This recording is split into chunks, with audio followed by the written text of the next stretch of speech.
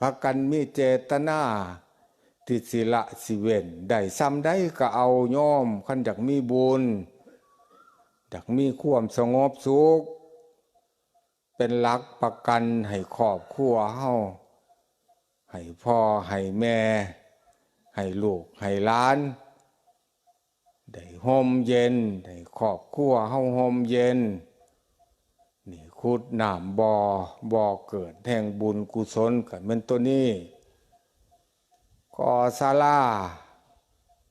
บ่อธิบายแปลงมรรคาไต่เต่าจังใดชีวิตคือการเดินทางเฮานี่จังใดมันสิดีขึ้นย่างไปสู่ความสุขความเจริญย่างไปสู่ความลมเย็นเป็นสุขเพิ่นก็เว้าไว้อยู่ได้คันย่างบ่ดีมันก็ยากต้องฉลาดปั่นเบ้าล่อล้อมคนบั่นหลวงพ่อพระครูสุนทรธรรมโมวาท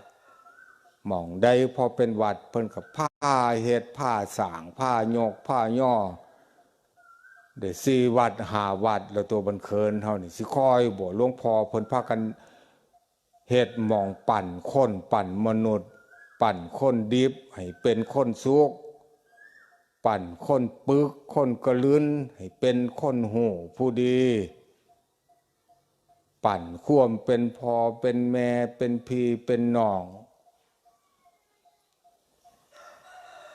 ด้วยการประพฤติด้วยการปฏิบัติสร้างกุศลปัวพญาตมื้อนี้ท่านอาจารย์วิสุทธิ์ได้ย่างน้ำเหตุน้ำคลองที่หลวงพ่อใหญ่ครูบาอาจารย์เพิ่นแปลงไว้ปัวพญาตได้นี่นำคนเข้าสู่กุศลธรรม